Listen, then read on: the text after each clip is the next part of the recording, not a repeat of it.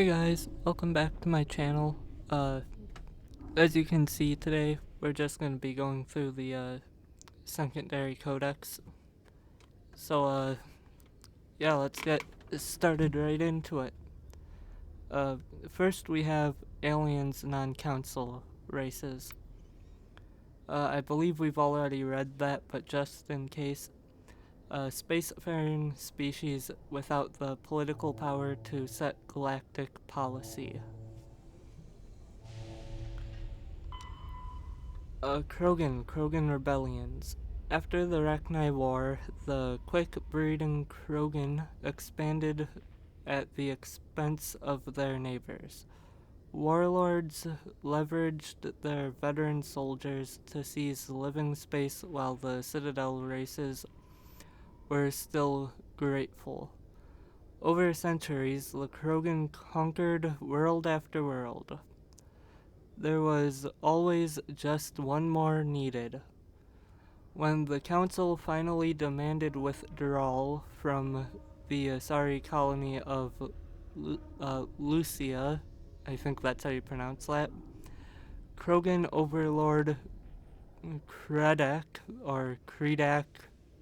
or something stormed off the citadel, daring the council to take their worlds back. But the council had taken precautions. The finest STG operators and Asari huntresses had been drafted into a covert observation force. The Office of Special Tactics and Reconnaissance, the Spectres opened the war with crippling strategic strikes. Krogan planets went dark as computer viruses flooded the extranet. Sabotaged antimatter refineries disappeared in blue-white annihilation. Headquarters stations shattered into orbit, clogging debris. Rammed by pre-placed suicide freighters. Still, this only delayed the inevitable. The war would have been lost if not for first contact with the Turians, who responded to Krogan threats with a prompt declaration of war. Being on the far side of Krogan space from the Council, the Turians advanced rapidly into the lightly defended Krogan rear areas. The Krogan responded by dropping space stations and asteroids on Turian colonies. 3 worlds were rendered completely uninhabitable. This was precisely the wrong approach to take with the Turians. Each is first and foremost a public servant, willing to risk his life to protect his comrades. Rather than increase public war wariness, Krogan tactics stiffened Turian resolve. The arrival of Turian task forces saved many worlds from the warlords' marauding fleets, but it took development of the genophage bioweapon to end the war. There were uh, decades of unrest afterwards. Rogue warlords and holdout groups of insurgents refused to surrender, or disappeared into the frontier systems to become pirates. Next, we have Quarian pilgrimage. When the Quarians of the migrant fleet reach young adulthood, they must leave their birth ship and find a new crew to accept them as permanent residents. To prove themselves, they must recover something of value. This is offered to their prospective captain as proof that they will not be a mere burden on the shoestring resources of the ship. This process is called the pilgrimage.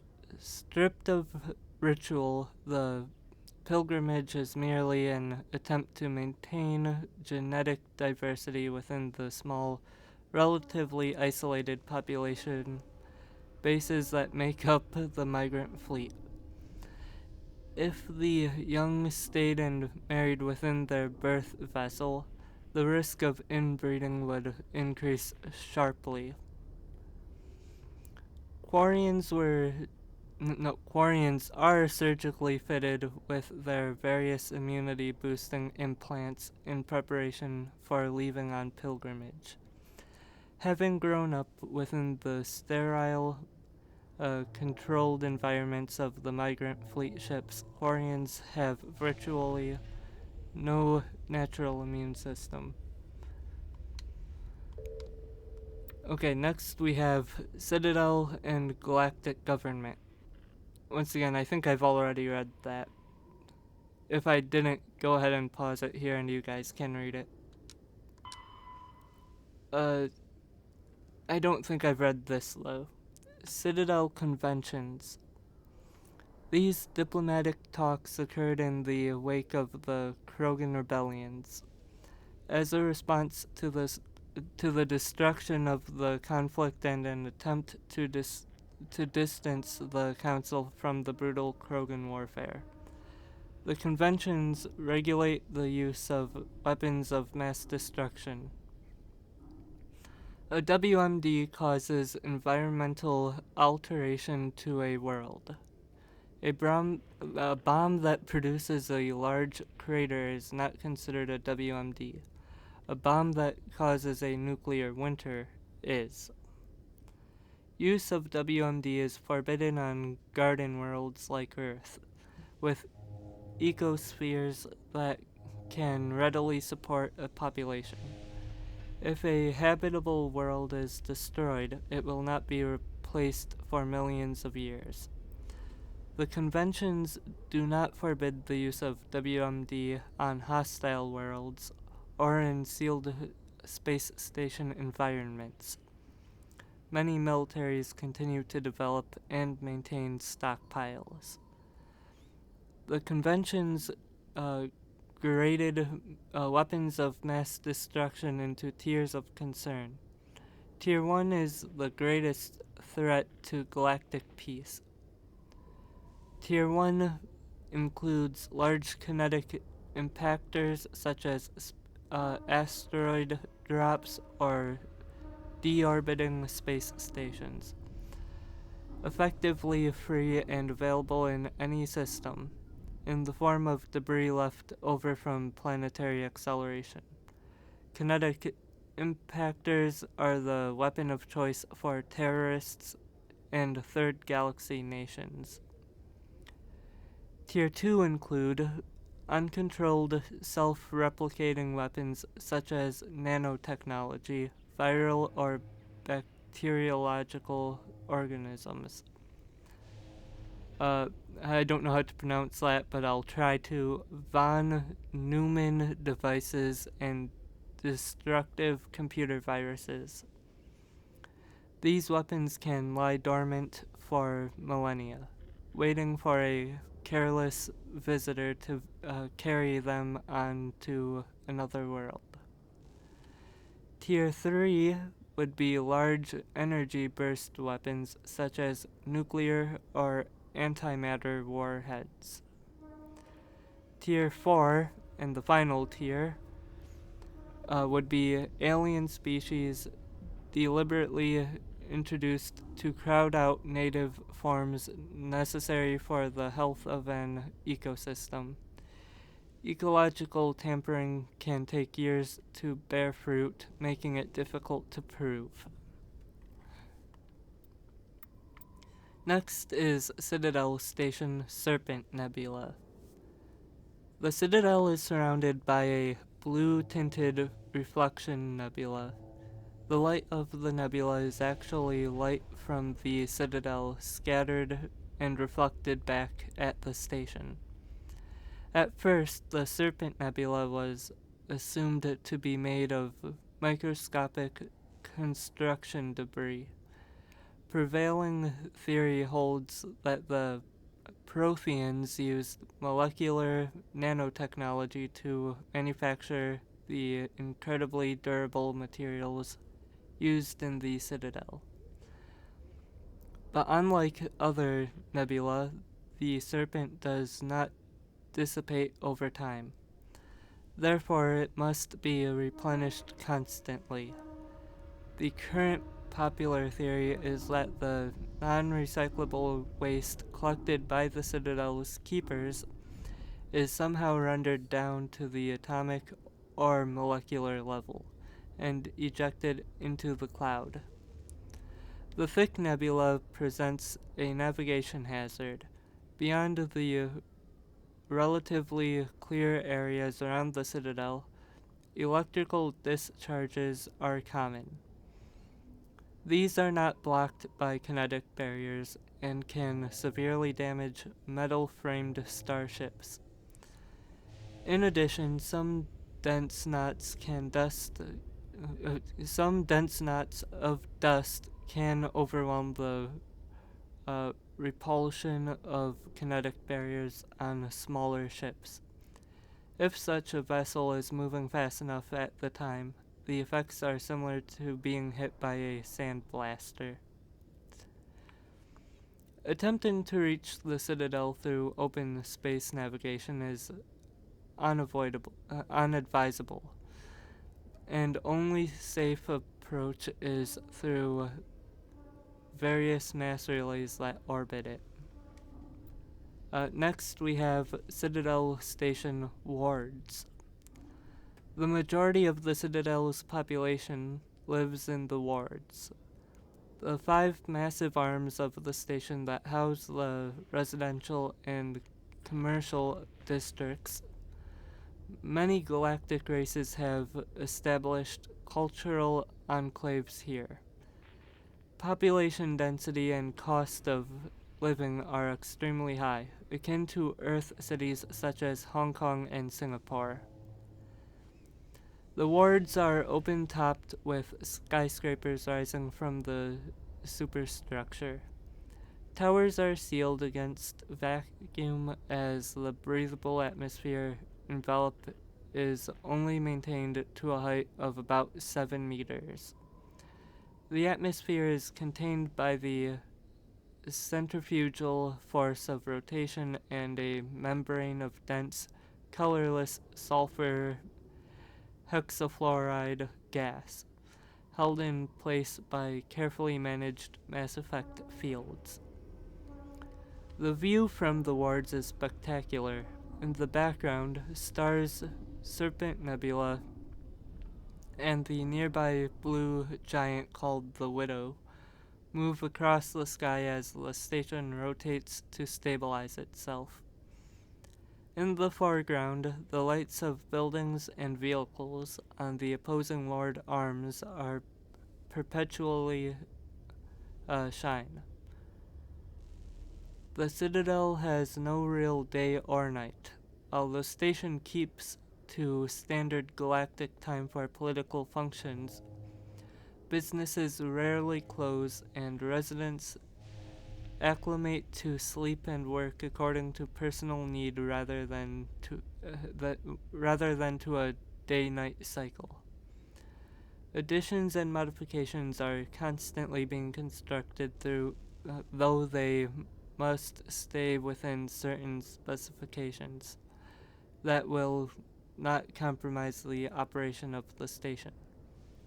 Occasionally, the keepers will descend on an area of the wards and move or change the architecture without explanation. Residents have learned to live with these inexplicable intrusions. Okay, next we go down to ships and vehicles. The technologies of space travel and surface mobility. Starships, cruisers. Cruiserweight starships are the standard combat unit encouraged away from large naval bases. The poor, bloody infantry of most fleets, nimble scouting frigates have neither the punch nor the stamina to stand up to serious combat, and the mighty dreadnoughts are a strategic resource carefully hoarded and committed to the most critical battles. Cruisers perform routine independent show the flag patrols in settled systems, and lead flotillas of frigates in small engagements such as pirate suppression campaigns. In major fleet engagements, cruiser squadrons support the dreadnought battle line by screening their flanks against enemies attempting to maneuver for a main gun bow shot from the vulnerable broadsides. Alliance cruisers are named after cities of Earth. That was long. Starships, Dreadnought. The Dreadnought is the ultimate arbiter of space warfare. Millions of tons of metal, ceramic, and polymer dedicated to the projection of firepower against an enemy vessel of like ability. No sane commander would face a dreadnought with anything less than another dreadnought. A dreadnought's power lies in the length of its main gun. Dreadnoughts range from 800 meters to 1 kilometer long, with a main gun of commensurate, I think is how you pronounce that, length. An 800-meter mass accelerator is capable of accelerating one 2-kilogram slug to a velocity of 283 kilometers per second every 2 seconds. Each slug has the kinetic energy of 38 kilotons of TNT, 3 times the energy released by the fission weapon that destroyed Hiroshima. When used to bomb planets, some of this kinetic energy is lost due to atmospheric re-entry friction. As a rule of thumb, each Earth atmosphere of air pressure saps approximately 20% of a projectile's impact energy. The Turian fleet presently has 37 dreadnoughts, the Asari 21, and the Solarians 16. Humanity has 6, with an additional hull under construction at Arcturus Station. Alliance battleships are named for mountains of Earth. Everest class has Everest, Fuji, and Elbrus. Kilimanjaro class has Kilimanjaro, Taishan, Shasta. I'm not even gonna try to pronounce that last one, but it's under construction. Next up we have starships, fighters. Fighters are single-pilot combat small craft. They are lightweight enough that they can be economically fitted with powerful element 0 cores, making them capable of greater acceleration and sharper maneuvers than starships. Kinetic barrier shields changed starship battles from short, vicious bloodbaths to extended, indecisive slugging matches. Only the main gun of a dreadnought could punch a mass accelerator slug through the barriers of an opposing dreadnought. This changed with the development of the fighter-launched mass disruptor torpedo, a short-ranged weapon that can penetrate kinetic barriers to destroy their projector assemblies. Starship Guardian defenses must be overwhelmed through swarm tactics. Pressing their fighter groups can take heavy casualties pressing their torpedo attacks home. Once fighter launched torpedoes have crippled an enemy's barriers, the mass accelerators on freighters and cruisers can make short work of them. Interceptors are a type of fighter optimized to attack other fighters, with no ability to damage starships. Interceptors are used to screen friendly units from incoming fighter attack. Next up, we have starships, uh, uh, frigates. Frigates are light escort and scouting vessels. They often have extensive guardian systems to provide anti-fighter screening for capital ships, and carry a squad of Marines for security and groundside duty. Unlike larger vessels, frigates are able to land on planets. Frigate drive systems allow them to achieve high FTL cruise speeds. They also have proportionately larger thrusters and lighter design mass, allowing them to maneuver more handily. In combat, speed and maneuverability make a frigate immune to the long-range fire of larger vessels. In the time it takes projectiles to reach them, frigates are no longer where they were predicted to be. In fleet combat, frigates are organized into wolf pack flotillas of 4 to 6. Wolf packs speed through enemy formations, hunting enemy vessels whose kinetic barriers have been taken down by fighter-launched disruptor torpedoes. The Wolfpack circle strafes, I think is how you pronounce that, vulnerable targets, using their superior speed and maneuverability to evade return fire. Alliance frigates are named for great battles in human history.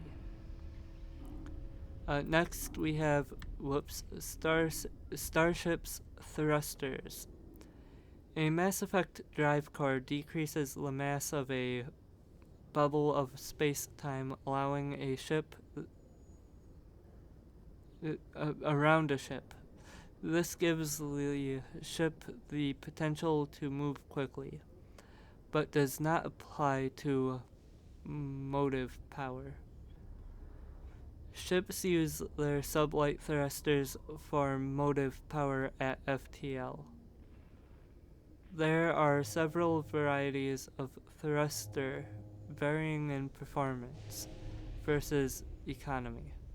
All ships are equipped with arrays of hydrogen-oxygen reaction control thrusters for maneuvering. Ion drives electrically accelerate charged particles as a reaction mass. They are extremely efficient, but produce negligible thrust. They are mainly used for automated cargo barges. The primary commercial engine is a fusion torch, which vents the plasma of the ship's power plant. Fusion torches offer powerful acceleration at the cost of difficult heat management. Torch fuel is fairly cheap, helium-3 skimmed from gas giants and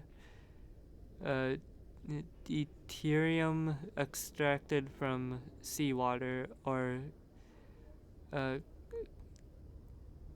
don't know how to pronounce that word, bodies. Propellant is hydrogen, likewise skimmed from gas giants. In combat, military vessels require accelerations beyond the capability of fusion torches. Warship thrusters inject antiprotons into a reaction chamber filled with hydrogen. the matter antimatter annihilation provides unmatched motive power. The drawback is fuel production. Uh, Antiprotons must be manufactured one particle at a time. Most antimatter production is done at massive solar arrays orbiting energetic stars, making them high value targets in wartime. The exhaust of fusion and antiproton drives is measured in millions of degrees Celsius. Any vessel caught behind them will melt like wax in a blowtorch. Any long duration interstellar flight consists of two phases: acceleration and deceleration. Starships accelerate to the halfway point of their journey, then flip 180 degrees and apply thrust on the opposite vector, decelerating as they finish the trip. The engines are always operating and peak speed is attained at the middle of the flight. Okay, next is technology. I'm positive I've already read this. I think I've already read that. I know I've already read that because it wasn't blinking. Communications administration. While comm buoys allow rapid transmission, there is a finite amount of bandwidth available. Given that trillions of people may be trying to pass a message through a given buoy at any one time, across to the network is parceled out on priority tiers. The Citadel Council and the Spectres have absolute priority. If they are using all the bandwidth, everyone else must wait. Individual governments and their militaries enjoy the next highest tier.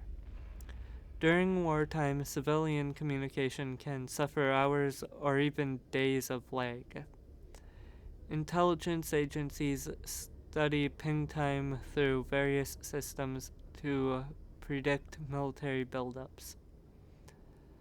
Below the governments and militaries, bandwidth priority is sold to the highest bidder. Media conglomerates, particularly headline news networks, purchase higher priority to provide their viewers with timely information. Corporations that require timely information and a response capability, for example, financial institutions and investment firms, also invest heavily in priority access. The funds acquired through sales of bandwidth are used to maintain and expand the communications infrastructure. While everyone with a computer has guaranteed free and unlimited access to the galactic extranet, they are last in line for bandwidth and may have to wait for their requests to be processed. Bandwidth resale corporations use investment capital to purchase blocks of high priority access, made available by paid subscription. And I believe this is the last one that's new, is credits or creds. The standard credit was established by the Citadel's Unified Banking Act as the currency of interstellar trade. The credit has a managed floating exchange rate calculated in real time by the central bank to maintain the average value of all participating currencies. Some regional currencies are worth more than a credit and some less. Hard currency can be stolen or counterfeited, so electronic fund transfers are the norm. More importantly, physical transactions cannot be easily tracked, making them ideal for tax evasion or the purchase of illegal goods. When the Alliance joined the Citadel, its various national treasuries were linked into the credit network. A human with a bank account of Mexican pesos, Japanese yen, or Indian rupees can purchase any item priced in credits at fair market value. All economies that participate in the credit network are required to price items in both local currency and credits. Okay, I think we're all done now, so if you liked the video, click the like button. Dislike the video, dislike button. Uh, yeah, leave a comment if you have anything you want to say. Um, Subscribe if you feel inclined to. If you do subscribe, click the bell to stay notified. And, yeah, share these videos with whoever you think may be interested. Uh,